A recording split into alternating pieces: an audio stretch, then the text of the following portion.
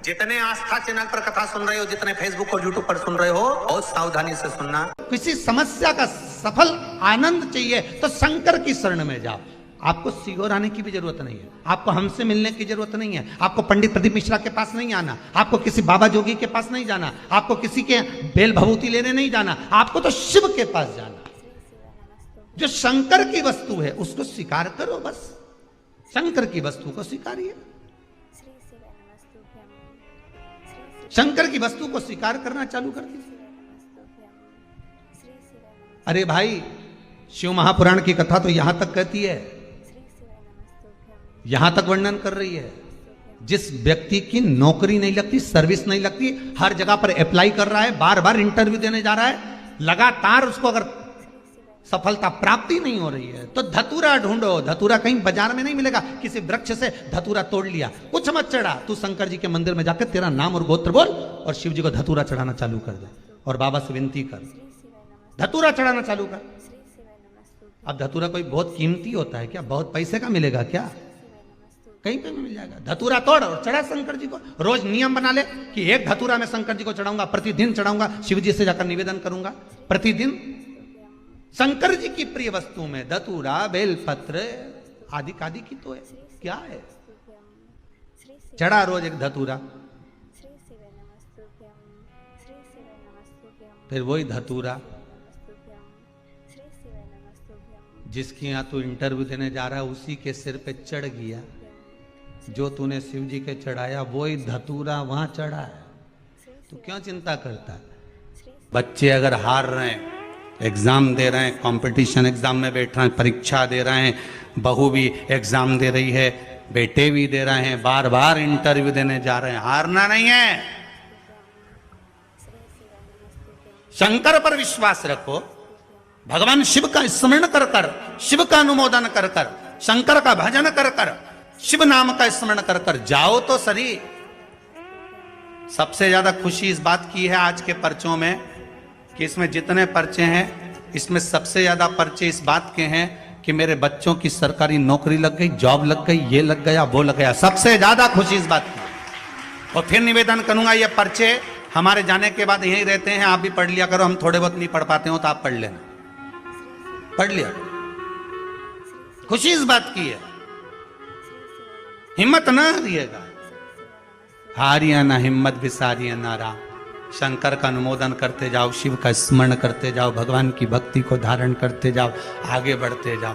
एक बात याद रखना, अगर किसी एग्जाम में बैठ रहे हो, बहुत बार बैठ चुके हो, नहीं हो रहा, तो कच्चे दूध में थोड़ी सी काली मिर्च को पीस कर डाल लीजिए। फिर काली मिर्च आ गई, ध्यान रखना। कच्चे दूध में थोड़ी सी काली मिर्ची को पीस कर डाल लीजिए।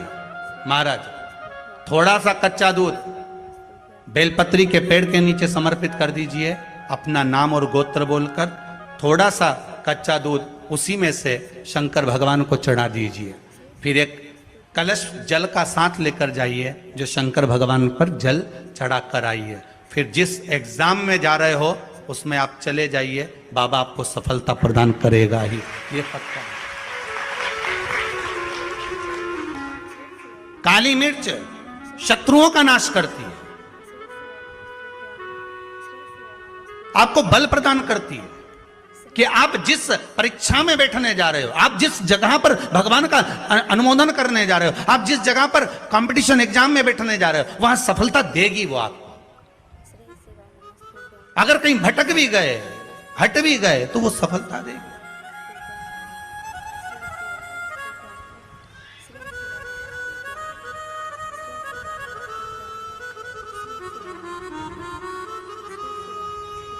अभी कुछ दिन पहले की बात है,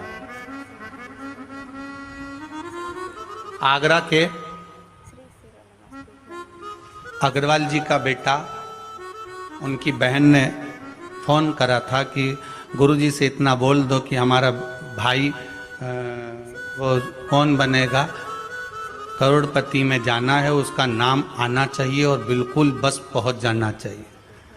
तो आशीष जी ने खबर करी कि गुरुजी वो बच्चे का सब दूर हो गया और अब वो बिल्कुल, वो कौन सी सीट होती है, हाँ बस समझ जाओ क्योंकि हमारे को तो एक ही सीट मालूम है ब्यास गाड़ी, है? तो उस सीट पर वो बैठेगा, गुरुजी उसका सब दूर हो गया, बस वो वहां तक पहुंच जाए, क्योंकि अब आखिरी है, उसमें भी बहुत सारे रहते हैं, उसमें तुरंत बस उसका आना चाहिए। तो आशीष बोले, हमने कहा बाबा का नाम लेकर जाएं, होगा क्यों ना होगा, पर वहां तक तो पहुंच जाएगा वो। उसके बाद तो आशीष जी ने उनकी बहन को फोन कर कर कहा कि गुरुजी बोल रहे हैं वहां तक तो पहुंच जाएगा। उसके बाद तो कहा, उसके बाद तो मेरा भाई बड़ा, आप चिंता मत करो, बस वहां तक पहुंचा दो।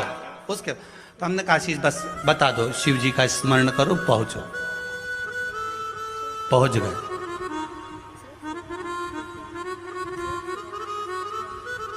अब फिर बोली बात याद रखना, गुरु कह रहा है कि पेड़ पे झंडा बांध दो, गुरु जी ने ऊपर चढ़ा दिया। उतरते समय उतरता गया उतरता गया उतरता गया, केवल 4 फीट की ऊंचाई बची थी, तो गुरु जी ने कहा वहां पांव रख ले, मां कोटर पकड़ ले, मां हाथ रख ले।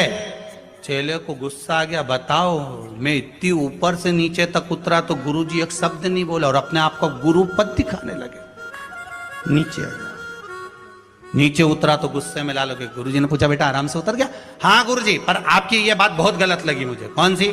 मैं इतनी ऊपर से नीचे उतरा, आपने एक बार भी नहीं कहा कि वहां हाथ पकड़ ले, कि वो कोटर पकड़ ले, कि वो डाली पकड़ ले, और केवल जरा सी दूरी बची थी, जब तो मैं ही उतर जाता। तो आप बताने लगे कि कोटर पे पांव रख लेना, डाली पकड़ लेना, नीचे उतर जा आराम से, देख के उतरना, संभल के उतरना। गुरुजी बोले, भैया बात इतनी सी है, जब व्यक्ति मंजिल तक पहुंचता है और मंजिल से जब नीचे उतरता है तब उसको डर लगता है, भय लगता है, कैसे चढ़ूंगा कैसे उतरूंगा। जब मंजिल करीब में होती है, घर पास में होता है, तो गाड़ी की स्पीड भी तेज कर ली जाती है। अब तो 3 किलोमीटर बचा, और मालूम पड़े वो 3 किलोमीटर के बीच में ही गाड़ी के सामने सुअर आ गया, तो